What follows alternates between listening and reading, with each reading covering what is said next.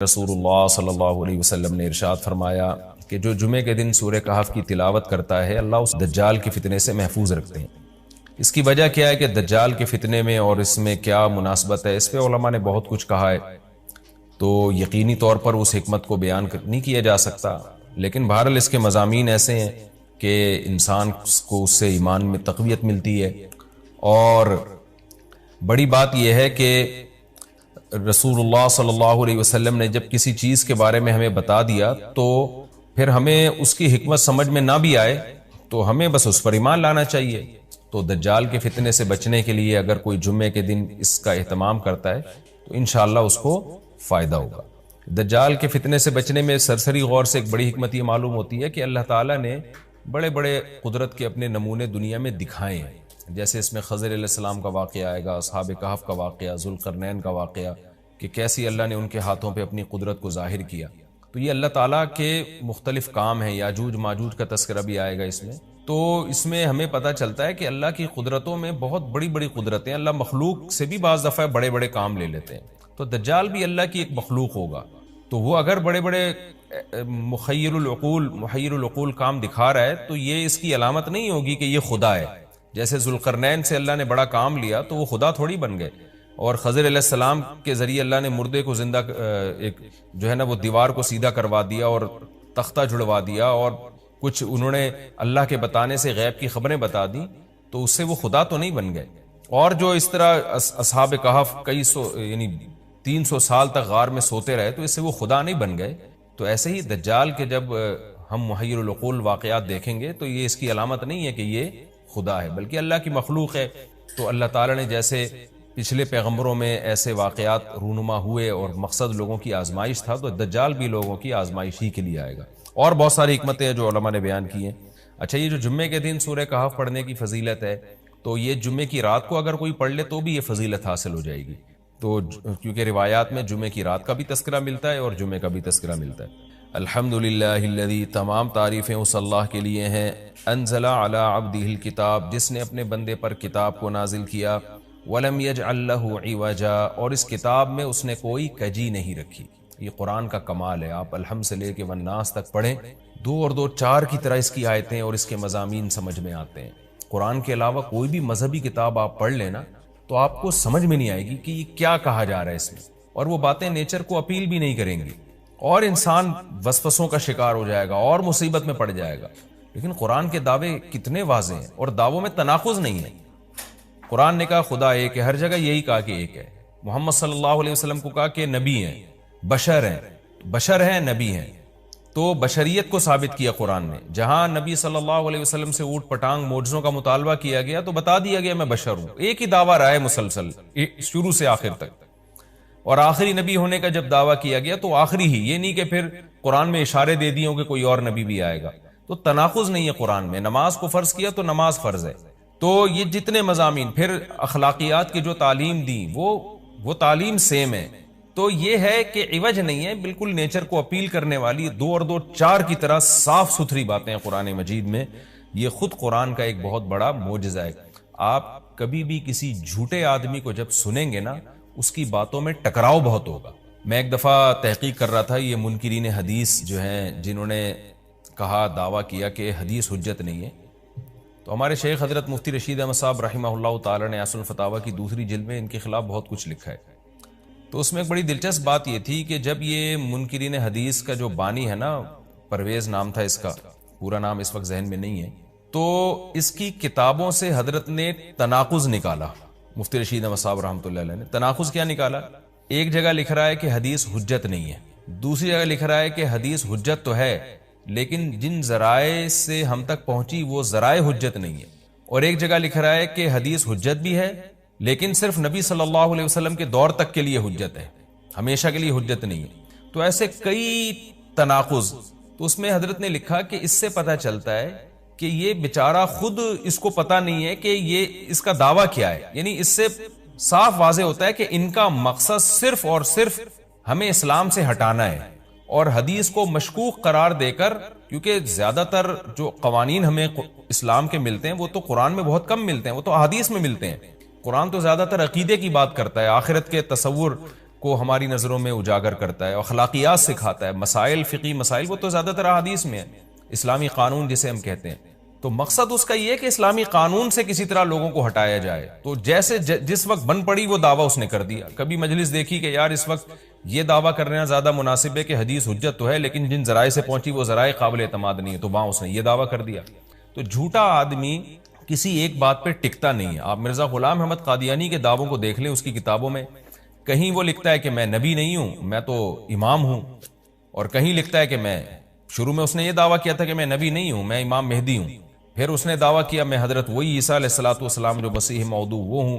اس کی کتابوں میں اتنا ٹکراؤ ہے، وجہ اس کی ہے کہ باطل کا ایک ہدف ہوتا ہے، تو وہ دیکھتا ہے کہ جیسا دیس ویسا بھیس۔ جیسے اس کا ہدف ہوتا ہے شہرت، دولت، اور یا لوگوں میں پھوٹ ڈالنا یا کوئی منصب حاصل کرنا کسی سے، تو وہ پھر دیکھتا ہے کہ جس وقت جو طریقہ اس کو سوٹیبل لگتا ہے نا، وہ وہی طریقہ اختیار کر لیتا ہے۔ تو ہر باطل میں یہ ہوتا ہے۔ آج بھی ہم دیکھتے ہیں جو اہل باطل ہوتے ہیں وہ کسی ایک بات پہ ٹکتے نہیں ہیں۔ ایک تو ہوتا ہے نا انسان سے غلطی سے ایک دعویٰ ہو گیا اس سے رجوع کر لے، وہ ایک الگ چیز ہے، وہ تو ہر انسان سے خطا ہو سکتی ہے، لیکن اہل باطل کے دعووں میں بہت ٹکراؤ ہوتا ہے، وہ کسی ایک بات پہ ٹکتے نہیں ہیں۔ آج بہت سارے اسکالرز ایسے ہیں کہ آپ جب ان کی تقریریں سنیں گے یا ان کی کتابیں پڑھیں گے تو انہیں بہت ٹکراؤ نظر آئے گا۔ اسی سے صاف پتہ چل جاتا ہے کہ یہ لوگ اپنے دعوے میں مخلص نہیں ہیں، ان کا مقصد پھوٹ ڈالنا ہے۔ تو جتنی جو تحریف شدہ آسمانی کتابیں ہیں، یہ جتنے باطل مذاہب ہیں، ان میں بھی آپ کو یہ ٹکراؤ نظر آئے گا۔ تو قرآن یہ دعویٰ بار بار کرتا ہے کہ اللہ تعالیٰ نے جو کلام اپنے حبیب صلی اللہ علیہ وسلم پہ نازل کیا اس میں آپ کو عوج نظر نہیں آئے گا، کوئی کجی نظر نہیں آئے گی، بہت واضح 2 اور 2 4 کی طرح وہ اپنے دعووں کو دعوے کرتا ہے قرآن مجید، اور اس پر دلائل قائم کرتا ہے۔ قیماً، اللہ فرماتے ہیں سیدھا سیدھا کلام ہے، لینذر بأسا، تاکہ یہ ڈرا دے۔ کہ اللہ تو نے اتنا صاف ستھرا کلام نازل کیوں کیا؟ اللہ کہتے ہیں 2 وجہ سے، برے لوگوں کو ڈرانے کے لیے، اچھے لوگوں کو امیدیں دلانے کے لیے، تاکہ برے لوگ برائی سے بچیں اور اچھے لوگوں کو موٹیویشن ملے۔ یہ دعویٰ بھی قرآن کا کتنا پیارا اور کتنا صاف ستھرا ہے۔ برائی کو ختم کرنا چاہتا ہے قرآن، اچھائی کو پروموٹ کرنا چاہتا ہے۔ لِيُنذِرَ بَأْسًا شَدِيدًا، ہم نے کیوں نازل کیا؟ تاکہ یہ ڈرا دے شدید عذاب سے، من لدنہ، اللہ کی طرف سے، یعنی اللہ کی طرف سے ڈرا دے۔ وَيُبَشِّرَ الْمُؤْمِنِينَ، اور ایمان والوں کو خوشخبریاں سنا دے۔ کون سے ایمان والے؟ الَّذِينَ يَعْمَلُونَ الصَّالِحَاتِ، جو اچھے اعمال کرتے ہیں۔ کیا خوشخبری سنا دے؟ ان لہم اجرا حسنا، کہ ان کو اجر ملے گا بہت اچھا، اور ایسا اجر ملے گا ماکثین فیہ ابدا، رہیں گے اس اجر میں وہ ہمیشہ ہمیشہ۔ وینذر الذین قالوا، اور تاکہ یہ کلام ڈرا دے ان لوگوں کو، الذین قالوا، جو کہتے ہیں اتخذ اللہ ولدا۔ اللہ نے ڈرانے کا ذکر 2 دفعہ کیا، اس لیے کہ ایک تو عام لوگ جو برے ہوتے ہیں ان کو ڈرا دے، اور مشرکین میں خاص طور پر یہ برائی تھی کہ یہود و نصارہ کی باتوں میں آ کے اللہ کے لیے اولاد ٹھہرا لیا کرتے تھے، وہ فرشتوں کو بیٹیاں کہہ دیا، یا عیسائیوں کی باتوں میں آ کے اللہ کے لیے اولاد ٹھہرا دی۔ تو اس لیے اللہ نے خاص طور پر ان مشرکین اور ان کافروں کا ذکر کیا جو نبی صلی اللہ علیہ وسلم کے دور میں اللہ کے لیے اولاد ٹھہراتے تھے، کہ اللہ ان کو بھی ڈرا دیا جائے۔ وَيُنذِرَ الَّذِينَ قَالُوا، اور ڈرا دے ان لوگوں کو جو کہتے ہیں اتخذ اللہ ولدا، کہ اللہ نے ٹھہرا لی ہے اولاد۔ سورہ کہف بھی مکی صورتوں میں سے ہے نا، تو اس میں بھی توحید کا مضمون بہت ہوگا۔ ما لہم بہ من علم، نہیں ہے ان کے لیے اس دعوے پر کوئی دلیل، ولا لآبائہم، اور نہ ان کے باپ دادا کے پاس کوئی دلیل تھی۔ یہ اکثر کہتے تھے نا، بھائی ٹھیک ہے ہمارے پاس دلیل نہیں ہے لیکن ہم اپنے باپ دادا کو فالو کرتے ہیں، تو اللہ کہتے ہیں تمہارے باپ دادا کے پاس کون سے اس دعوے کی کوئی دلیل تھی؟ اور یہ جملہ ہلکا نہیں ہے، کبرت کلمۃ، بہت بڑا ہے یہ کلمے کے اعتبار سے، ایسا کلمہ جو ان کی منہ سے نکلتا ہے، منہ سے نکلنے والا کلمہ یہ بہت بڑا کلمہ ہے، بہت بھاری ہے زمین اور آسمان پر، کہ اللہ کے لیے اولاد ٹھہرا دی۔ ان یقولون الا کذبا، نہیں بولتے یہ لوگ مگر نرا جھوٹ بولتے ہیں یہ۔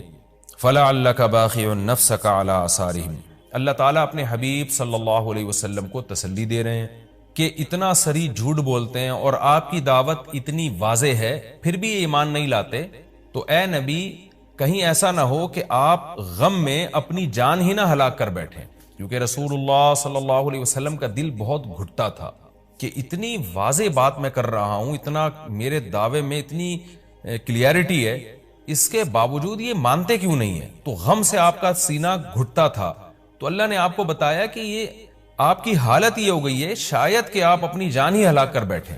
دیکھیں اللہ کا شاید یہ ہماری زبان میں اللہ ہم سے بات کرتے ہیں نا، ورنہ اللہ کے لیے تو شاید نہیں، اللہ کے لیے جو چیز ہوتی ہے یقینی ہوتی ہے.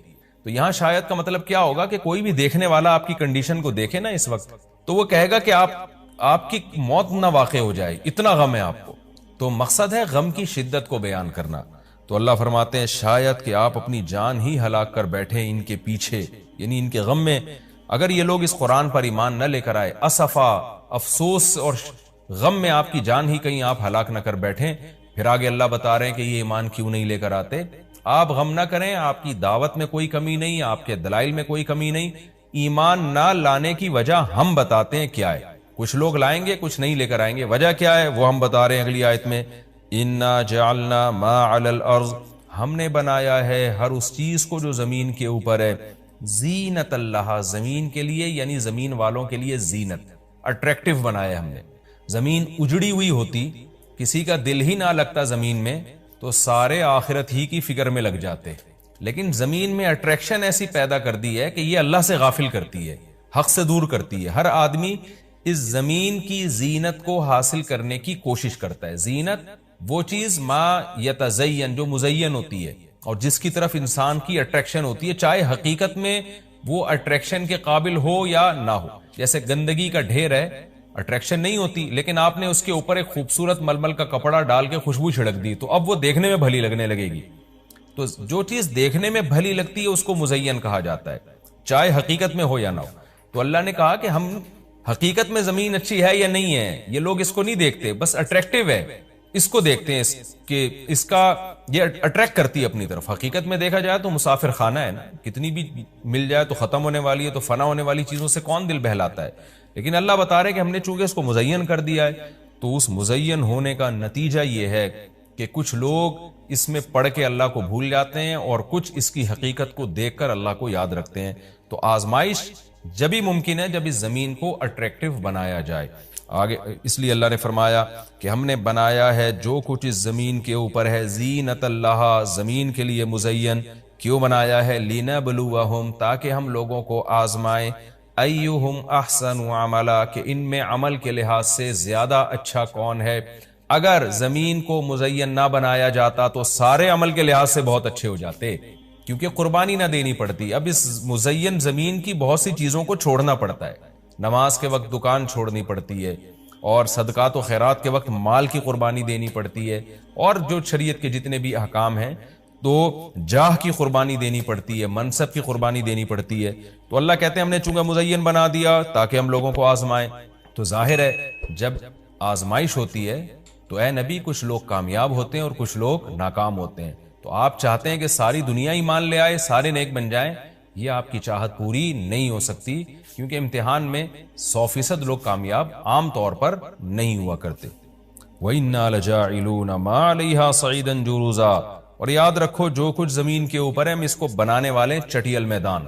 یعنی اللہ نے جب یہ کہا نا کہ زمین کے اوپر کی چیزوں کو ہم نے مزین کر دیا، تو آگے نافرمانوں کو ایک دھمکی بھی دے دی ہے کہ تم جو اس میں پڑھ کر ایمان سے اور نیک عمل سے غافل ہو رہے ہو کہ بھئی اتنی اٹریکشن ہے، تو اس کا ایک دوسرا پہلو بھی ہے. وہ پہلو کیا ہے؟ چٹیل میدان بن جائے گی، سب تباہ و برباد ہو جائے گا. یعنی ایگزامینیشن ہال میں جب جو نعمتیں آپ کو دی جاتی ہیں وہ ہمیشہ کے لیے تھوڑی دی جاتی ہیں، وہ تو اس وقت تک کے لیے دی جاتی ہیں جب تک امتحان چل رہا ہے، اس کے بعد وہ لے لی جاتی ہیں واپس. تو اسی طرح اللہ اس زمین کو ختم کر دیں گے، اور تب پوری ترقی، جو انسان کی جتنی بھی ترقی ہے زمین میں اور کائنات میں، ساری زمین بوس ہو کے ختم ہو جائے گی. اور اللہ تعالیٰ جس مقصد کے لیے انسان کو پیدا کیا گیا اس مقصد کے بارے میں انسان سے سوال کریں گے. ام حسبت ان اصحاب الکہف والرقیم، قرآن نے یہ کچھ تمہید بیان کی کہ یہ دنیا آزمائش کے لیے اور سب کچھ ختم ہو جائے گا، جو قرآن کا اصل مقصود ہے. اب قرآن ایک واقعے کی طرف آتا ہے. مشرکین مکہ یہود و نصارہ سے بہت سی چیزیں سنا کرتے تھے، اور یہود آ کے ان کو چپکے چپکے گائیڈ کرتے تھے کہ جس نے نبوت کا دعویٰ کیا ہے نا تم ان سے یہ سوال پوچھو، تم ان سے یہ سوال پوچھو. پھر یہود دیکھتے تھے کہ ہماری تورات کے مطابق جواب ملتا ہے کہ نہیں ملتا. تو ان کا یعنی خیال یہ تھا کہ محمد صلی اللہ علیہ وسلم جواب نہیں دے پائیں گے تو ہم بتائیں گے دیکھو ہماری تورات میں تو یہ لکھا ہے، اگر یہ اللہ کے نبی ہیں تو یہ تو ہر آسمانی کتاب یہ واقعہ بیان کرتی ہے، تو قرآن کیوں بیان نہیں کر رہا. تو یہودیوں نے آ کے مشرکین مکہ سے کہا، مشرکین مکہ نے نبی صلی اللہ علیہ وسلم سے سوال پوچھا. ان میں 3 سوال تھے. ایک روح سے متعلق جس کا سورہ بنی اسرائیل میں جواب دے دیا گیا، ایک حضرت ذوالقرنین سے متعلق کہ وہ کون سا بادشاہ تھا جس نے پوری دنیا پہ حکومت کی ہے، ان کا تذکرہ اللہ نے قرآن میں بیان کیا، اور ایک اصحاب کہف کے بارے میں. تو اب قرآن ان کے واقعے کو بیان کر رہا ہے. ام حسبت ان اصحاب الکہف والرقیم کانوا من آیاتنا عجبا. اے نبی آپ یہ سمجھتے ہیں کہ اصحاب کہف اور جبل والے پہاڑ والے لوگ، غار اور پہاڑ والے لوگ کیا ہماری نشانیوں میں سے بڑی عجیب نشانی تھے؟ کیا آپ یہ سمجھتے ہیں؟ یعنی یا تو اس کا جواب یہ کہ واقعی یہ نشانی تھے، یا یہ کہ یہ اتنی بڑی نشانی نہیں تھے جتنی بڑی اس کائنات کو بنا دینا بڑی نشانی ہے. اذ اول فتیتو، اللہ نے اس واقعے کو بیان کیا. اس وقت کو یاد کرو جب چند نوجوانوں نے ٹھکانہ پکڑا الی الکہف، ایک بڑے غار کی طرف.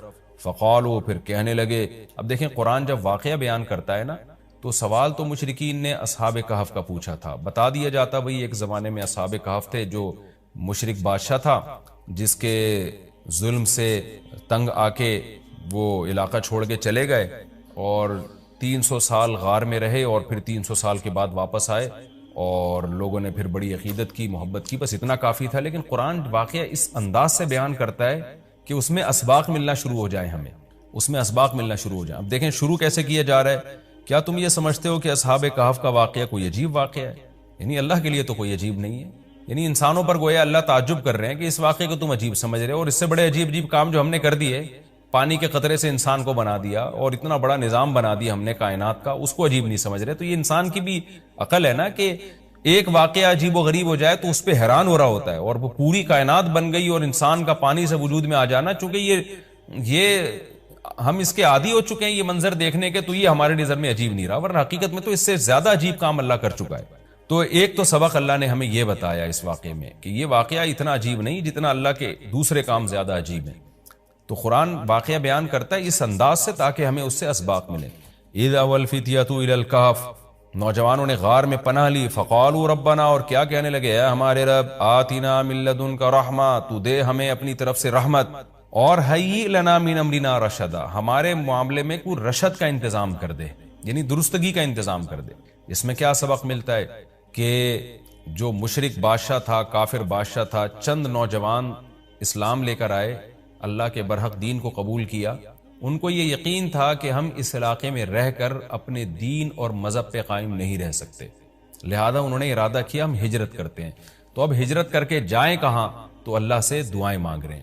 اس سے کیا پتہ چلتا ہے کہ جب آپ کے لیے کسی علاقے میں رہ کر دین پر چلنا ناممکن ہو تو آپ پر لازم ہے کہ آپ اس علاقے کو چھوڑیں، ایک بات. نمبر 2، چھوڑ کر آپ اللہ پہ اعتماد اور توکل کریں کہ جس اللہ نے مجھے یہاں کھلایا وہ کہیں اور بھی کھلا سکتا ہے. نمبر 3، اللہ سے 2 قسم کی دعائیں مانگیں. نمبر 1، اے اللہ تو میرے لیے رحمت کا انتظام کر دے، یعنی اپنا رحم کر تاکہ تیری رحم کی وجہ سے ہمارے لیے معاملات آسان ہو جائیں. نمبر 2، تو ہمیں گائیڈ کر، ہیئ لنا من امرنا رشدا کا مطلب سیدھا راہ دکھا، ہمیں بتا کہ ہم نے جانا کہاں ہے، کس ملک میں اسٹے کرنا ہے، سفر کیسے کرنا ہے. یہ بالکل ایسے ہی ہے جیسے موسیٰ علیہ السلام سے غلطی سے قتل ہو گیا، تو اب مدین سے جب نکلنا تھا، مصر سے جب نکلنا تھا تو راستہ معلوم نہیں تھا، تو وہاں بھی اللہ تعالیٰ سے آپ موسیٰ علیہ السلام نے دعا مانگی کہ وَلَمَّا تَوَجَّهَ تِلْقَاءَ مَدْيَنَ قَالَ عَسَىٰ رَبِّي أَن يَهْدِيَنِي سَوَاءَ السَّبِيلِ، مجھے امید ہے میرے رب مجھے سیدھا راستہ دکھائے گا. تو جب انسان کو راستے معلوم نہ ہو، گائیڈنس نہ مل رہی ہو کہ جانا کہاں ہے، کہاں اسٹے کرنا ہے، تو ایسے موقع پہ اللہ سے سیدھے راستے کی دعا مانگنی چاہیے. تو یہاں بھی انہوں نے دعا مانگی کہ اللہ تو ہمارے لیے رحمت کا انتظام کر دے اور ہمارے لیے ہمیں گائیڈ کر دے کہ ہم نے جانا کہاں ہے، کہاں اسٹے کرنا ہے. تو قرآن کہتا ہے ہم نے ان کی دعا کو قبول کی. فَضَرَبْنَا عَلَىٰ آذَانِهِمْ، رحمت کا انتظام کیسے ہوا کہ ہم نے غار کے اندر گئے، ان کے کتے کو ساتھ لے کر غار کے اندر گئے، اور وہاں انہوں نے کہا کہ فی الحال ہم یہاں لوگوں سے چھپ جائیں، کسی طریقے سے پناہ میں آ جائیں، پھر دیکھیں گے جی اٹھ کے ہم نے جانا کہاں ہے. تو قتل کے خوف سے نکلیں اور غار میں جا کے آرام کیا. تو اللہ کہتے ہیں ہم نے ان کے کانوں پہ پردہ ڈال دیا، سلا دیا گہری نیند، سنین عددا، کئی سال تک. ثم بعثناہم، پھر ہم نے ان کو جگایا، لنعلم ای الحزبین، تاکہ ہم دیکھیں، جس کا نتیجہ یہ نکلا کہ ہم یہ دیکھنا چاہتے تھے ان دونوں میں سے کون سا فریق ایسا ہے احصا لما لبثوا امدا، جو مدت کے اعتبار سے زیادہ کاؤنٹ کرنے والا ہے اس مدت کو، لما لبثوا جس مدت تک یہ لوگ ٹھہرے. یعنی اللہ تعالیٰ بھی گویا ان کو دیکھ کے خوش ہو رہے ہیں کہ دیکھیں ان کے آپس میں تبصرے کیا ہوتے ہیں، کیونکہ کسی کے ساتھ ایسا کبھی نہیں ہوا. تو اب جب یہ اٹھیں گے تو اللہ کی گویا کہ اللہ تعالیٰ بھی ان کی بات کو دیکھ کر نا ایک خوش ہو رہے ہیں ان کو دیکھ کے کہ دیکھو میں یہ باتیں آپس میں کیا کرتے ہیں. تو کسی نے کیا کہا، کسی نے کیا کہا، یہ سارا تذکرہ آگے آئے گا. یہ واقعہ آگے بھی چلے گا اور انشاءاللہ اس کی تفصیل اگلے رکوع میں زیادہ آئے گی. ہمارا یہ رکوع الحمدللہ کمپلیٹ ہو گیا اور وقت بھی تقریباً کمپلیٹ ہی ہونے والا ہے ہمارا. تو پچھلے رکوع میں اللہ تعالیٰ نے اصحاب کہف کے واقعے کی تمہید بیان کی تھی، مختصر بیان کیا تھا، اب اس کی تفصیل بیان ہو رہی ہے. نحن نقص علیک نبأہم بالحق، اے نبی ہم آپ کو بیان کرتے ہیں ان کا واقعہ حق کے ساتھ. حق کے ساتھ کا اس لیے بیان کیا گیا، حق کا لفظ اس لیے بڑھایا گیا کہ ایک تاریخی واقعہ تھا، اور آپ کو پتہ ہے جب تاریخی واقعہ لوگ نقل کرتے ہیں تو بہت کچھ اس میں کمی بیشی کر دیتے ہیں، کچھ اپنی طرف سے اضافے کر دیتے ہیں، کچھ اپنی طرف سے کمیاں کر دیتے ہیں. تو واقعہ کی جو اصل بات ہے وہ تو درست ہوتی ہے، لیکن اس میں جو ایڈیشن ہوتی ہے وہ غلط ہوتی ہے. تو اس لیے قرآن کہہ رہا ہے کہ آپ لوگوں کو مت دیکھیں، ہم آپ کو ٹھیک بیان کرتے ہیں. جتنا قرآن بیان کرے گا وہ 100% مستند ہوگا، باقی جو لوگوں میں مشہور ہے ان میں کچھ صحیح ہوں گی، کچھ باتیں غلط ہوں گی. اس لیے اللہ نے فرمایا کہ ہم ٹھیک طور پر آپ کے سامنے بیان کرتے ہیں. وہ واقعہ کیا ہے؟ انہم فتیۃ آمنوا بربہم، یہ چند نوجوان تھے. چند کا ترجمہ میں نے کیوں کیا؟ بار بار بتاتا ہوں کہ یہ جو تنوین ہے نا، تنوین اس کا مطلب ہے چند، اور ویسے بھی فتیۃ یہ جمع قلت ہے. افعل، افعال، فعلۃ، افعلۃ، یہ چار اوزان وزن عربی میں جمع قلت کے لیے استعمال ہوتے ہیں. تو جو بھی اس وزن پر ہوگا، جیسے فتیۃ فعلۃ کے وزن پر ہے، تو انہم فتیۃ یہ چند نوجوان تھے، آمنوا بربہم جو اپنے رب پر ایمان لے آئے. اس واقعے کا خلاصہ یہ ہے کہ حضرت عیسیٰ علیہ السلام راجح قول کے مطابق، یقینی طور پر تو 100% یقینی بات کسی مفسر نے نہیں کہی ہے، لیکن جو مؤرخین سے مفسرین نے جو واقعات لیے ہیں، اہل کتاب سے جو لیے ہیں، اس کے مطابق دیکھا جائے تو حضرت عیسیٰ علیہ السلام کے دین کے پیروکار تھے یہ لوگ. اور کہا جاتا ہے کہ حضرت عیسیٰ علیہ السلام کے 250 سال کے بعد کا زمانہ ہے ان کا، 250 سال. تو اس وقت کوئی ظالم بادشاہ کی حکومت تھی. اچھا، حضرت عیسیٰ کے دین کے پیروکار تھے تو اس پر ایک اشکال یہ ہوتا ہے کہ یہ سوال تو یہودیوں نے کیا تھا، یعنی مشرکین کو یہ سوال یہودیوں نے سمجھایا تھا کہ تم نبی صلی اللہ علیہ وسلم سے 3 سوال پوچھنا، ذوالقرنین کے بارے میں پوچھنا، اور روح کے بارے میں پوچھنا، اور اصحاب کہف کے بارے میں پوچھنا. تو جبکہ یہود کا زمانہ تو حضرت عیسیٰ کے دور سے پہلے، اور یہود تو پھر ان کو ایمان والے نہیں مانیں گے، کیونکہ عیسیٰ علیہ السلام کے فالوورز کو یہودی ایمان والا نہیں کہتے تھے. تو اس لیے مجھے اس پر واقعی ایک اشکال ہے جس کا میرے علم میں ابھی مجھے اس کے جواب کہیں ملا نہیں ہے.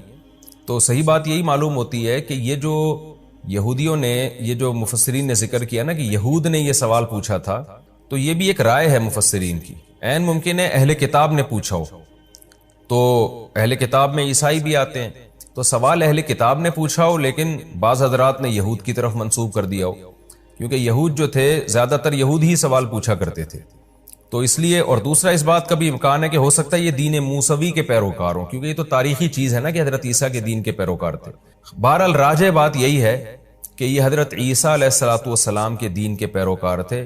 حضرت عیسیٰ علیہ السلام کے آسمانوں پر اٹھائے جانے کے 250 سال کے بعد کا زمانہ ہے کسی بادشاہ کا، جو بڑا ظالم بادشاہ تھا، جو بت پرستی جس نے پھیلا دی تھی پوری سلطنت میں. تو ان لوگوں کو اللہ نے توحید پر قائم رہنے کی توفیق عطا فرمائی، دین عیسوی یعنی حضرت عیسیٰ علیہ السلام کے دین کو فالو کرنے کی توفیق عطا فرمائی. تو انہوں نے دیکھا کہ چاروں طرف شرک پھیل رہا ہے، تو ہم اپنے دین کو محفوظ نہیں رکھ سکتے. لوگ ہمیں زبردستی یا تو اسی کفر کی دنیا میں لے کے جائیں گے یا ہمیں قتل کر دیں گے. تو ایسی صورت میں ہمیں اس علاقے کو اللہ کی رضا کے لیے چھوڑ دینا چاہیے. تو اللہ پہ توکل کر کے یہ نکلے اور پھر غار میں داخل ہوئے تاکہ کچھ وقت وہاں گزاریں اور وہاں مشورہ کریں کہ ہم نے یہاں سے کہاں جانا ہے. یہ زندگی اسی غار میں ہی گزار دیں، ہمیشہ کے لیے اللہ کی عبادت کریں. لیکن اللہ نے وہاں ان کو گہری نیند سلا دیا، اور 309 سال کے بعد یہ جاگے ہیں. تو وہ علاقہ تبدیل ہو چکا تھا، وہاں جو ظالم بادشاہ کی حکومت ختم ہو چکی تھی. اب 309 سال کا زمانہ اگر دیکھا جائے تو حضرت عیسیٰ علیہ السلام کے بعد 250 سال یہ اور 300 سال وہ، تو 550 سال، یعنی حضرت عیسیٰ کے 550 سال کے بعد یہ بیدار ہوئے ہیں. اور نبی صلی اللہ علیہ وسلم کی جو ولادت ہوئی ہے وہ 570 عیسوی کے آس پاس ہوئی ہے. یعنی یقینی طور پر تو نہیں کہا جا سکتا، 1-2 سال 2-4 سال آگے پیچھے ہو سکتے ہیں اس میں.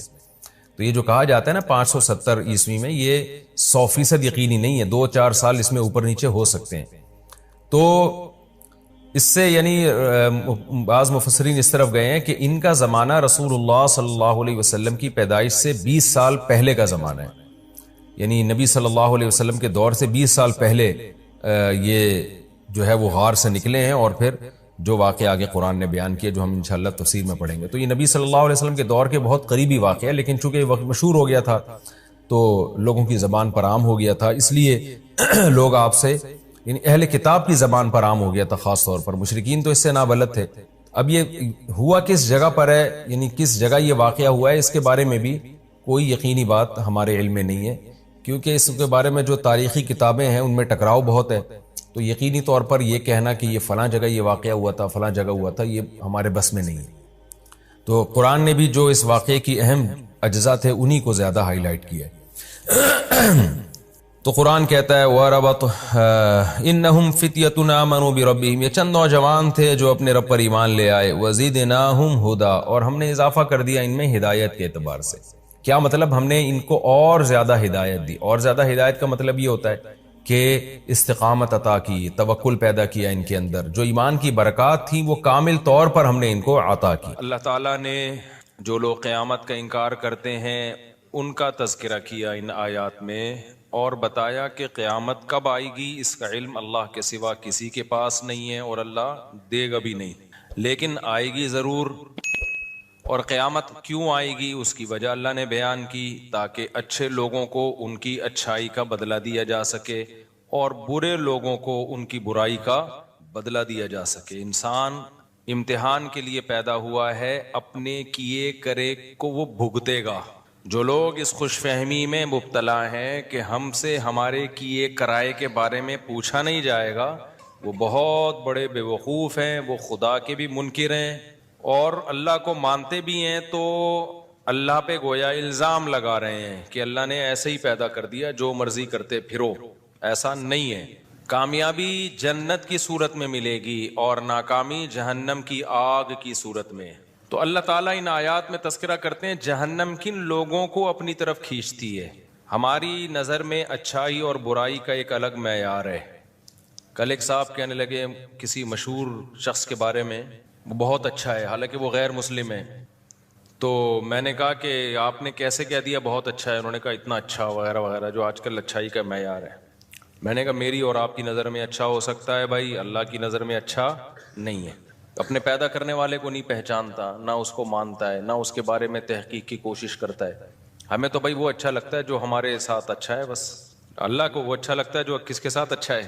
اللہ کے ساتھ اچھا. تو اللہ میاں اپنی ہی باتیں بتا رہے ہوتے ہیں قرآن میں، اپنی ہی باتیں جن کو ہم کہانیاں کہتے ہیں اپنی ہمارے حساب سے، لیکن اللہ کے حساب سے ہماری باتیں کہانیاں ہیں اور اللہ کی باتیں کیا ہیں؟ اصل ہیں. مشرکین مکہ قرآن کے بارے میں کہتے تھے قرآن کہانیاں سناتا ہے. کہانیاں قرآن کیا سناتا ہے؟ کہانیاں سناتا ہے، بس قصوں کی کتاب ہے. کہتے تھے ان ھذا الا اساطیر الاولین، یہ تو پرانے لوگوں کے قصے ہیں. موسیٰ نے یہ کہا، فرعون نے یہ کہا، شعیب علیہ السلام نے یہ کہا، قوم نے جواب میں یہ کہا. تو پرانے لوگوں کے قصے کہانیوں کی کتابیں ہیں، کہانیوں کی. تو اللہ میاں ہمیں بتاتے ہیں کہ یہ جو تمہارے اسکالرز ہیں نا، جو مجھے نہیں مانتے، یہ تمہیں کہانیاں کرا رہے ہیں. کہانیاں کون کرا رہے ہیں؟ یہ تمہارے اسکالرز ہیں نا، جنہیں تم کو اس دنیا کی ترقی میں الجھا دیا ہے کہ یہی سب کچھ ہے. اصل میں کہانیاں یہ تمہیں کرا رہے ہیں. ان سے ورنہ پوچھو جنہوں نے پہلے ترقی کی وہ گئے کہاں؟ اتنی ترقی کی، ایسے ترقی کے میدان میں آگے بڑھتے بڑھتے بڑھتے بڑھتے کیا ہوا بھائی؟ ہارٹ اٹیک ہوا، دھڑام سے مر گئے.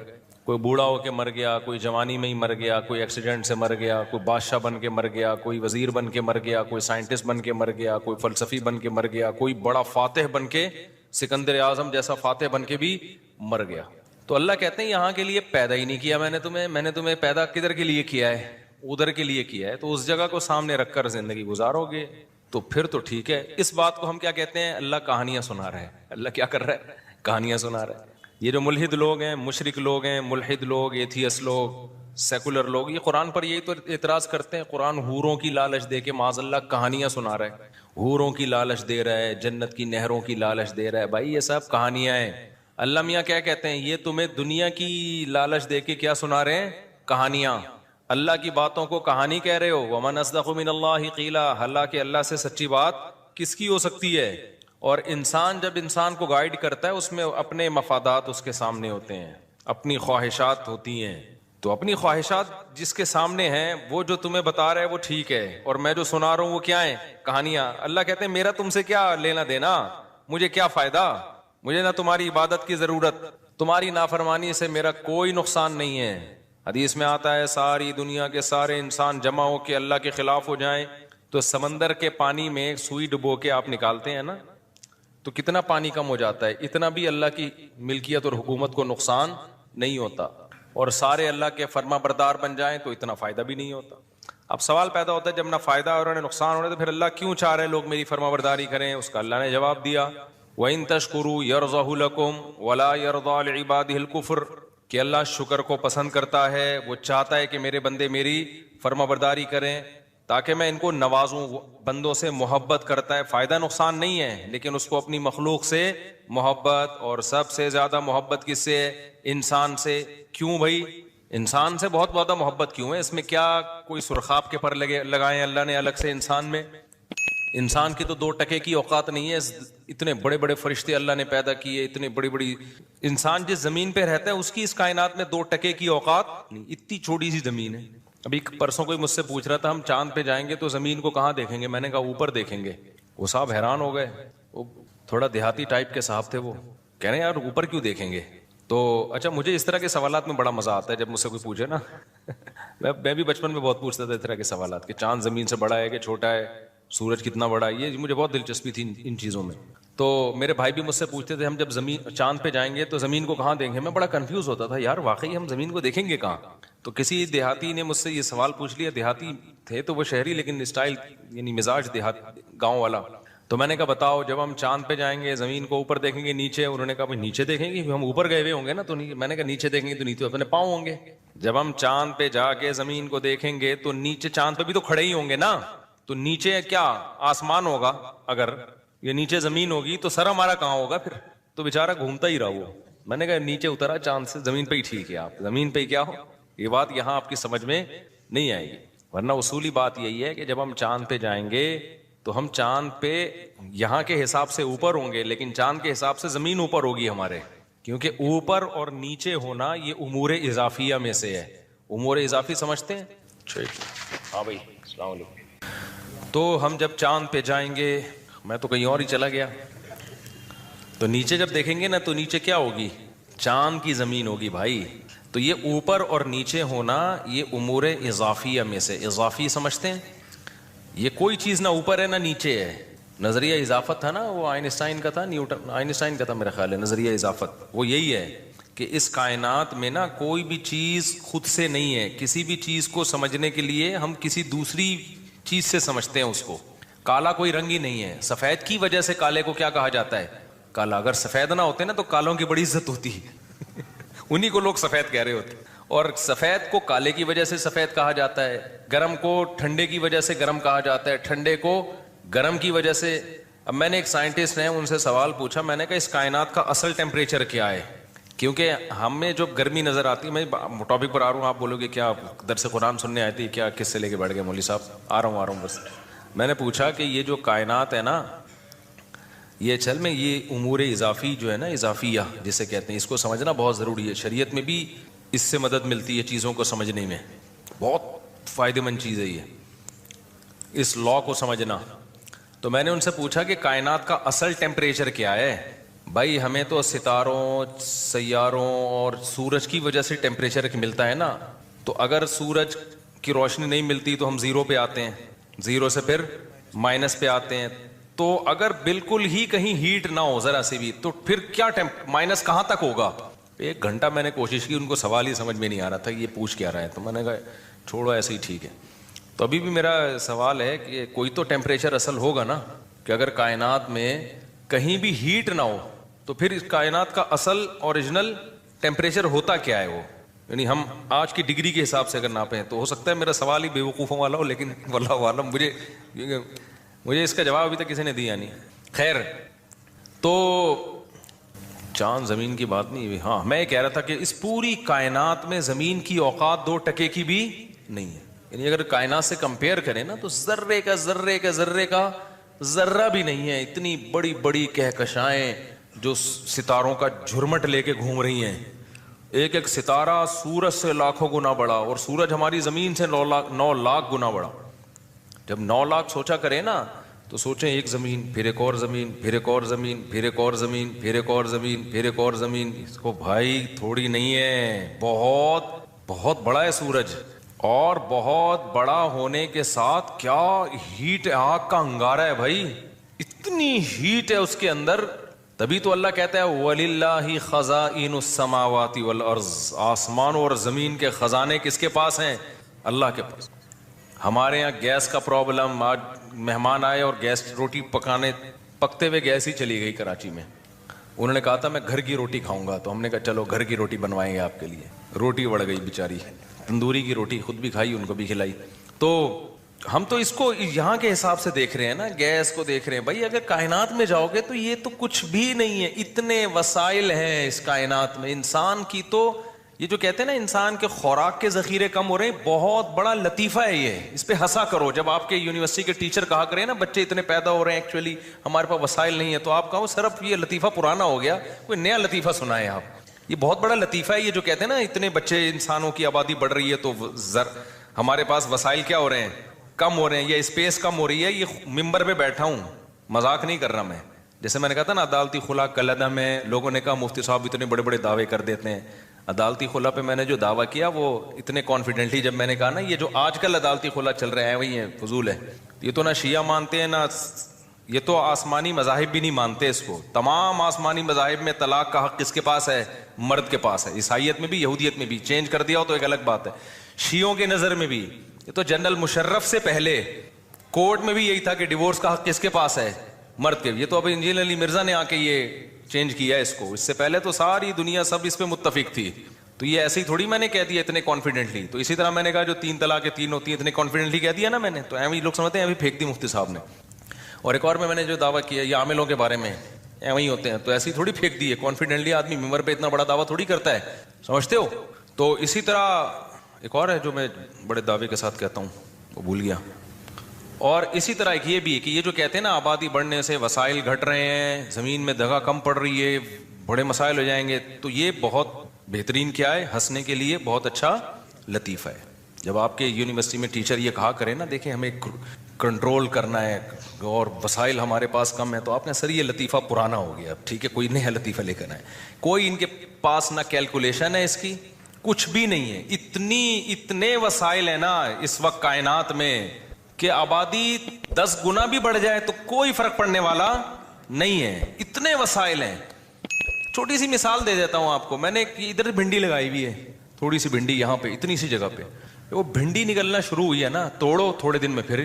تو میں نے کہا یار یہ میں تو تجربہ ہے، آپ کے پاس چھوٹی سی زمین ہو آپ پورے خاندان کی سبزی اس سے پوری کر سکتے ہو. تجربہ کر کے دیکھ لیں آپ.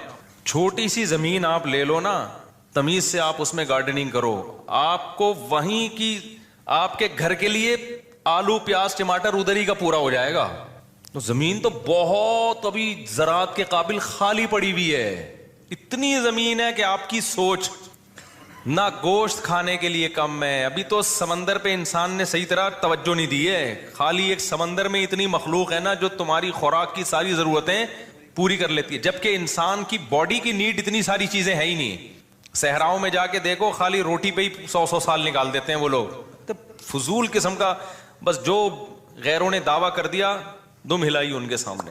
تو یہ بڑی پانی اتنا کہ سب ڈوب کے مر جائیں اس میں. یہ کہتے ہیں نا پانی کے ذخائر کم ہو رہے ہیں، یہ لطیفے ہیں ان پہ ہنسا کرو، ٹھیک ہے نا. بہت اچھے اچھے لطیفے ہیں. تو لوگ جو غربت سے مرتے ہیں نا یا بھوک سے مرتے ہیں وہ ڈسٹریبیوشن میں ناانصافی ہو رہی ہوتی ہے. وہ تو کروڑ پتی باپ کے کروڑ پتی گھر ہو اس میں بھی اگر 9 بچے وہ جائیداد پہ قبضہ کر کے بیٹھ جائیں اور ایک کو روٹی بھی نہ دیں تو وہ بھی اس بنگلے میں بھی بھوک سے مرے گا وہ. خیر یہ ابھی ٹاپک نہیں ہے, یہ تو میں ہر بیان میں تھوڑا تھوڑا تڑکا لگاتا رہتا ہوں. تو پتہ ہے وسائل کم نہیں ہے, کم کیا چیز ہے جس کی وجہ سے غربت آتی ہے؟ ان وسائل کو استعمال کرنے والی قوتیں. اور وہ قوت کیا ہے؟ انسان. اس قوت کی بیس کہاں سے شروع ہوتی ہے؟ مشینیں بھی کون بناتا ہے؟ یعنی قوت ہے نا, تو وہ اس کے پیچھے انسان ہوتا ہے. انسان کا دماغ استعمال ہوتا ہے, وہ مشینیں ایجاد کرتا ہے. انسان کے بازو استعمال ہوتے ہیں, وہ مشینوں کو استعمال کرتا ہے. تو جتنے انسان ہوں گے نا, آپ کے پاس ذہین دماغوں کا ریشو اتنا بڑھ جائے گا, ایجادات کے چانسز اتنے بڑھ جائیں گے, مزدور اتنے زیادہ ہوں گے. کچھ لوگوں کو اللہ نے کھوپڑی نہیں دی ہوتی, ان کو اللہ نے مضبوط بازو دیے ہوتے ہیں, وہ گڑے کھود دیتے ہیں. کچھ لوگوں کو اللہ نے کھوپڑی ایسی دی ہوتی ہے کہ وہ صرف کھوپڑی استعمال کرتے ہیں اور وہ لاکھوں آدمیوں کا کام ایک کھوپڑی کر لیتی ہے. تو جب آبادی بڑھتی ہے تو کھوپڑیاں بھی بڑھ جاتی ہیں, ان کا ریشو ذہین کھوپڑیاں. اور آبادی بڑھتی ہے تو مزدوروں کا ریشو بھی کیا ہوتا ہے؟ ہر طرح کی پروڈکٹ مارکیٹ میں زیادہ, تو ترقی تو ہوگی نا. تو اس لیے یہ تو بالکل ہی اس کو دماغ سے نکال دو. خیر, تو میں یہ عرض کر رہا تھا, اتنی بڑی اللہ کی کائنات, تو اس میں انسان کی اوقات بھی 2 ٹکے کی نہیں اور زمین کی اوقات بھی 2 ٹکے کی نہیں. تو میں یہ سوال اٹھایا تھا میں نے, پھر اللہ تعالیٰ انسان سے اتنی محبت کیوں کرتا ہے؟ کیا اس میں سرخاب کے پر لگے ہوئے ہیں بھائی کہ اس کو اتنا پروٹوکول دے رہا ہے کہ پیغمبر بھی اسی میں آ رہے ہیں, آسمانی کتابیں بھی انسانوں میں بولو نازل ہو رہی ہیں, انہی کے لیے کائنات کو بنایا گیا. پوری کائنات کس کے لیے بنائی گئی ہے یار؟ اتنی بڑی کائنات, 9 لاکھ گنا بڑا سورج, پھر سورج سے بھی لاکھوں گنا بڑے اور ستارے, پھر ان ستاروں سے اور بڑے ستارے, پھر یہ تو پہلا آسمان ہے, پھر آگے دوسرا آسمان کتنا بڑا ہوگا, پھر تیسرا آسمان کتنا بڑا ہوگا, پھر چوتھا آسمان کتنا بڑا ہوگا. جس آسمانوں میں پورے 3 4 آسمان سموئے ہوئے ہیں, کتنے بڑے بڑے, یہ تو ہماری تصور سے بھی کیا ہے. تبھی ملحد لوگ یہ اعتراض اٹھاتے ہیں کہ اگر ہم اسلام کو برحق مان لیں تو اس کا مطلب وہ انسان جس کی اوقات کیڑے مکوڑوں سے بھی کم ہے, وہ زمین جس کی اوقات اس کائنات میں ذرے کے برابر بھی نہیں ہے. تو سوال پیدا ہوتا ہے, اس کائنات کا بنانے والا اتنی پدی سی مخلوق کو اتنی ویلیو کیوں دے رہا ہے؟ سمجھ میں آ رہا ہے سوال کہ نہیں آ رہا؟ بھائی اتنی پدی سی مخلوق اور اتنی سی پدی سی زمین پہ, ایک یوں سمجھیں اس کو, میں اس اشکال کو ایک مثال سے آپ کے دماغ میں اتارتا ہوں. آپ آئے میرے پاس, مفتی صاحب آپ سے ملنے کے لیے آئے. مفتی صاحب آپ سب سے زیادہ ویلیو اپنے خاندان میں یا اپنے پریوار کہتے ہیں نا ہندی میں, اپنے پریوار میں آپ سب سے زیادہ ویلیو کس کو دیتے ہیں؟ اب میرے پاس گاڑی بھی ہے, میرے پاس موٹر سائیکل بھی ہے, میرے پاس گھر بھی ہے, میرے پاس کپڑے بھی ہیں, پگڑی بھی ہے, اور جو جو چیزیں ضرورت کی ہوتی ہیں, لوازمات, سب کچھ ہے. تو میں کہتا ہوں میں جو ویلیو دیتا ہوں, اتنا سا ایک پتھر اٹھاؤں, اتنا سا ذرہ, وہ میری نظر میں اس کی ویلیو کیا ہے؟ سب سے زیادہ. تو آپ بولو گے یار اتنی بڑی بڑی چیزیں آپ کے پاس ہیں اور یہ ایک میز کے اوپر آپ کے نا گرد کا ایک ذرہ ہے, وہ بھی ویسے ہی پڑا ہوا تھا, اور پھر اس پر ایک چھوٹا سا کیڑا گھوم رہا ہے, اس پہ چھوٹا سا کیا گھوم رہا ہے؟ ایک جرثومہ جو خوردبین سے نظر آ رہا ہے. کہ میری نظر میں یہ سب سے زیادہ, اور میں اسی کی خاطر میں نے یہ سارا, یہ پورا جو میرا خاندان اور یہ مرغیاں اور یہ بکرے اور یہ سب چیزیں پالی ہوئی ہیں اور یہ میرا گھر اور یہ سب میں نے اس چھوٹے سے جراثیم کے لیے بنایا ہے میں نے. تو آپ بولیں گے یار کوئی اور لطیفہ سنا دیتے ہیں مفتی صاحب, نیند شاید پوری نہیں ہوئی ہے یا کوئی اور مسئلہ ہو گیا آپ کے ساتھ, کیا باتیں کر رہے ہو؟ جب بھی کسی چیز کو ویلیو دی جاتی ہے سب سے پہلے کوئی سائز تو ہونا اس کا, کیا خیال ہے؟ تو ملحد لوگ جو اعتراض کرتے ہیں نا, وہ یہی اعتراض ہے کہ یہ کیا, کیونکہ اگر ہم اسلام کو صحیح مانتے ہیں نا تو اسلام اس کائنات میں سب سے زیادہ عزت کس کو دیتا ہے؟ بولو, انسان کو. سب سے زیادہ ویلیو کس کو دے رہا ہے؟ اور جتنے پلینٹ ہیں نا زمین یعنی اس کائنات میں, ان میں سب سے زیادہ ویلیو کس سیارے کو دے رہا ہے؟ بولو, زمین کو. کیوں دے رہا ہے؟ قرآن کی بہت ساری آیتیں ہیں. پہلی آیت وَسَخَّرَ لَكُم مَّا فِي السَّمَاوَاتِ وَمَا فِي الْأَرْضِ, اللہ کہتے ہیں جو بنایا اس تمہارے لیے بنایا میں نے. وہی بات ہو گئی نا, میری میز پہ ایک چھوٹا سا پتھر پڑا ہوا تھا معمولی سا, اس کے اوپر ایک چھوٹا سا 2-3 جرثومے گھوم رہے تھے, یا خوردبین سے دیکھا تو 1 کروڑ تھے. میں کہوں یہ سارا کس کے لیے بنایا, یہ سب کچھ کس کے لیے ہے؟ اس کے لیے. تو اشکال ہوگا کہ نہیں ہوگا؟ ابے بھائی اس میں کیا ہے یار, تو پھونک مارو اڑ جائیں گے.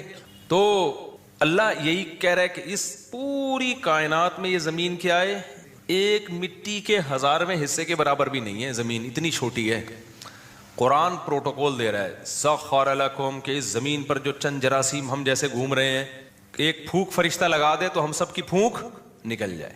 جیسے اقرار الحسن نے پھونک نکال دی.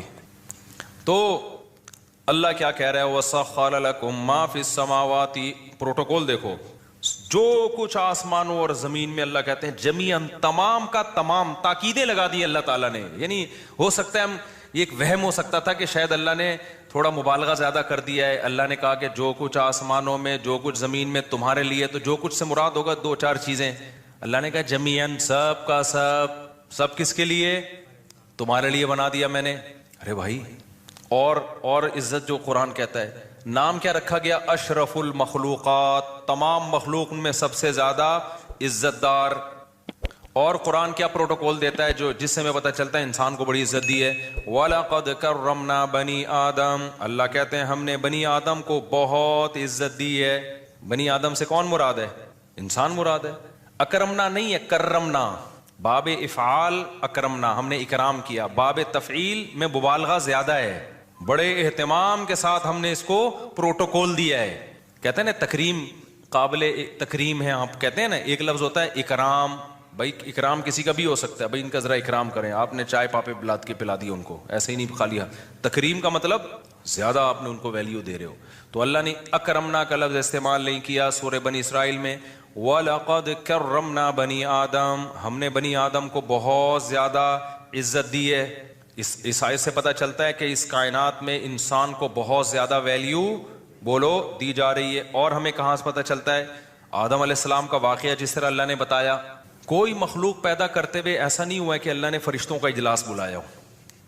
فرشتوں کا اجلاس جس کو پیدا کرنا تھا پیدا کر دیا. بھائی اللہ نے، قرآن کہتا ہے ہم نے فرشتوں سے کہا میں ایک مخلوق پیدا کرنے جا رہا ہوں جو اس طرح کی ہوگی. فرشتوں نے اس پہ اعتراض بھی کیا. یہ بھائی جو اے اللہ تو اس کی جو صفات بیان کر رہا ہے اس سے تو لگ رہا ہے کہ یہ زمین میں خون بہائے گی. اللہ کہتے ہیں اعلم ما لا تعلمون، میں وہ جانتا ہوں جو تم نہیں جانتے. اس تیسری آیت سے پتہ چلا کہ انسان کو کیا دیا جا رہا ہے؟ بڑا پروٹوکول دیا جا رہا ہے. چوتھا تو حد ہی ہو گئی بھائی، یہ مخلوق آئی سب سے بعد میں.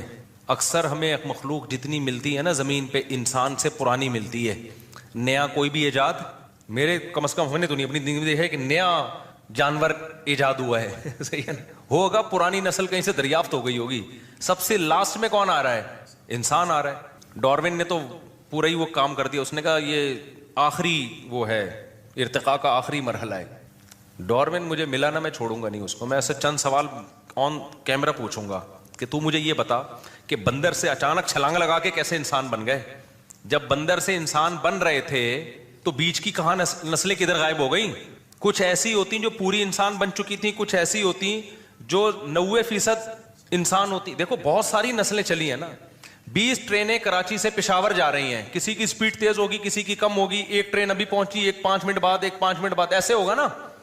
اگر یہ اتفاق سے سارے ارتقاء کرتے کرتے ایوالو ہوتے ہوتے انسان بن گئے ہیں تو وہ ایوالو ہوتے ہوتے ہوتے ہوتے کچھ بندر پورے بن چکے ہوتے، آگے ان کی نسلیں چلنا شروع. کچھ ایسے ہوتے بندروں کی جو ابھی قریب میں ہوتے، کچھ اس سے پیچھے ہوتے، کچھ اس سے پیچھے ہوتے. کیا خیال ہے؟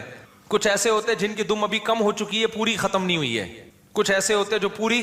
جب بھی کوئی کام اتفاق سے ہوتا ہے نا تو ایسا نہیں ہوتا ٹجنگ کر کے ایک دم سے ہو جائے وہ کہ آدم سے پہلے کے سارے ہی غائب ہو گئے. ایسا نہیں ہوتا. تو یہ بھی لطیفے جو ابھی میں بتا رہا تھا نا، لطیفے ہیں، تو انہی لطیفوں میں ایک بہت بڑا لطیفہ کیا ہے؟ یہ بھی ہے کہ ہم بندر سے ارتقاء کر کے وجود میں آئے ہیں. تو اگر ارتقاء ہوتا نا تو بیچ میں بہت ساری نسلیں ابھی ایسی ہوتی جو آدھی انسان ہوتی، آدھی بندر ہوتی. بن مانس کو کہتے ہیں آدھا انسان آدھے بندر. تو اس کے بیچ میں بھی ہوتی نسلیں، اس کے بیچ میں بھی ہوتی. کچھ ایسے ہوتے، یہاں بیان میں 2-4 ایسے بیٹھے ہوتے، ہم کنفیوز ہوتے. آپ جیسے ہومو سیکشولیٹی جو لوگ قائل ہیں نا تو کہتے ہیں ہم نہ ادھر کے ہیں نہ ادھر کے، ہم بیچ کے ہیں. دیکھو ایسے بچے پیدا ہو جاتے ہیں کہ وہ نہ مرد ہوتے ہیں نہ عورت ہوتے ہیں، لیکن ڈاکٹر کہتے ہیں اس میں عورت والی علامتیں کیا ہیں؟ زیادہ ہیں. اور بعض ایسے ہوتے ہیں جس میں ڈاکٹر کہتے ہیں کہ مرد والی علامتیں ان میں زیادہ ہیں. بالکل بیچ کے خربوں میں کوئی، لاکھوں میں کوئی ایک ہوتا ہے جس کے بارے میں فیصلہ کرنا مشکل ہوتا ہے کہ یہ ادھر ہے، وہ تقریباً نہ ہونے کے برابر ہے. وہ زیادہ تر یہی ہوتے ہیں، کچھ ادھر کچھ ادھر. تو اگر یہ ارتقاء کا نظریہ ٹھیک ہوتا نا تو یہاں بھی لوگ بیٹھے ہوئے ہوتے مختلف قسم کے. کچھ ایسے ہوتے جو پورے کیا ہوتے انسان, کچھ ایسے ہوتے جو پورے بندر ہوتے جو بیان میں آتے ہی نہیں, جو کہتے ہیں ہمارے لیے بیان ہو ہی نہیں رہا. کچھ ایسے ہوتے جو تھوڑے تھوڑے نسلیں ہوتی جو ابھی انسان, جنہوں نے 1,00,000 سال کے بعد جا کے انسان بننا ہے, اور 1,00,000 سال پہلے وہ بندر تھے, ابھی وہ بیچ کے راستے میں ہیں. تو وہ آدھی بات میری ان کی سمجھ میں آ رہی ہوتی, آدھی ان کی سمجھ میں. بھائی دماغ نے بھی تو, ڈاکٹر کہتے ہیں نا, ارتقا کیا ہے, ایک دم سے تھوڑی اتنا ذہین بن گیا. تو بیچ کے دماغ ایک دم شارٹ کیوں ہو گئے؟ اس پہ کہتے ہیں کوئی بڑا ڈیزاسٹر ہوا ہے, کوئی حملہ ہوا ہے, کوئی دھماکہ ہوا ہے جس سے سارے ہی مر گئے, کوئی جنگ ہوئی ہے. ایسا نہیں ہوتا بھائی, جنگیں انسانوں میں ہوئی ہیں تو کوئی قوم پوری ختم نہیں ہوئی اب تک کسی جنگ میں, کچھ نہ کچھ 2-4 بچی جاتے ہیں اس کے, جو پھر دوسری قوم سے کراس بریڈنگ کر کے نکل جاتے ہیں وہ. تو یہ کیسے ایک دم ختم ہو گئے؟ تو کچھ بیانات میں لوگ بیٹھے ہوئے ہوتے, کچھ پورے وسیم بھائی ہوتے, کچھ پورے ستار بھائی ہوتے, کچھ پورے بن مانس جیسے ہوتے, وہ بیان میں آتے ہی نہیں, ظاہر ہے ان کے لیے بیان ہو ہی نہیں رہا. کچھ ایسے ہوتے جو میرا بیان آدھا سمجھ رہے ہوتے, آدھا نہیں, آدھا سمجھ اس لیے رہے ہوتے کہ آدھے انسان بن چکے ہیں, وہ آدھا دماغ ان کا ذہین بن چکا ہے. آدھا بیان اس لیے نہیں سمجھ رہے ہوتے کہ آدھے وہ ابھی بندر ہی ہیں. کچھ ایسے ہوتے 75% انسان ہوتے اور 25% وہ کیا ہوتے, بندر ہوتے. یہ ہونا چاہیے تھا, یہ نہیں ہے. اس کا مطلب یہ شروع سے ہی پھینکی گئی ہے بہت لمبی, تو یہ نہیں ہوا ایوالو. اور بات یہ ہے کہ پہلی دفعہ کیسے بن گیا, یہ سیل وجود میں کیسے آ گیا, وہ تو خیر یہ اس پہ میں کئی دفعہ بیان کر چکا ہوں. تو اللہ تعالیٰ نے آدم کو پیدا کر کے جو پروٹوکول دیا ہے نا, اف, اتنا پروٹوکول کسی مخلوق کو نہیں. ایک تو سب سے لاسٹ میں لایا جا رہا ہے, مہمان خصوصی اکثر آخر میں آتے ہیں, اور بعض لوگ لیٹ ہی اس لیے ہوتے ہیں اپنی ویلیو جتانے کے لیے. پروگرام میں ان کو 8 بجے بلایا تھا, 11:15 بجے پہنچ رہے ہوتے ہیں, یہ بتانے کے لیے کہ ہم بہت مصروف آدمی ہیں. تو یہ بے وقوفی کی بات ہے. تو لاسٹ میں آ رہے ہوتے ہیں, اسٹیج پہ لایا جاتا ہے. تو انسان کو اللہ تعالیٰ نے ساری مخلوق پیدا کر دی, سورج چاند ستاروں کا نظام, پورا ایک منظم نظام سسٹم وجود میں آ گیا. سسٹم نہیں, سسٹم. تو یہ جو سسٹم ہے نا ہمارے ملک میں جو چل رہا ہے, اگر نظام کائنات میں بھی سسٹم چل رہا ہوتا تو چلتا یہ سسٹم کب سے برباد ہو چکا ہوتا. تو اللہ تعالیٰ نے سب سے آخر میں کس کو پیدا کیا, آدم کو, یہ بھی عزت دی ہے. پھر کتنا پروٹوکول دیا, فَإِذَا سَوَّيْتُهُ وَنَفَخْتُ فِيهِ مِن رُوحِي فَقَعُوا لَهُ سَاجِدِينَ. یہ سب ہمیں عزت دی جا رہی ہے. یہ میں پتہ ہے کیوں یہ سوال کو اتنا آپ کے دماغوں میں ڈال رہا ہوں اور پھر اس کے جواب کو اتنا فوکس کر رہا ہوں, تاکہ ہمیں اپنی ویلیو سمجھ میں آئے. اتنی عظیم مخلوق فحش فلمیں دیکھنے کے لیے پیدا نہیں کی جاتی, اتنی عظیم مخلوق شراب اور کباب کے لیے پیدا نہیں کی جاتی, اتنی عظیم مخلوق عیاشی کے لیے پیدا کرنا مقصد نہیں تھا, اتنی عظیم مخلوق کھانے پینے اور غل غپاڑوں کے لیے نہیں ہے. اس لیے میں اس سوال کو نا آپ کے دماغوں میں اچھی طرح سے بٹھا رہا ہوں. تو اللہ تعالیٰ نے آدم علیہ السلام کو جب پیدا کیا, فَإِذَا سَوَّيْتُهُ وَنَفَخْتُ فِيهِ مِن رُوحِي فَقَعُوا لَهُ سَاجِدِينَ. اللہ نے کہا فرشتوں کو, کیونکہ سب سے افضل مخلوق فرشتے تھے, تو اللہ نے سب سے افضل مخلوق کو حکم دیا کہ تم نے آدم کو سجدہ کرنا ہے.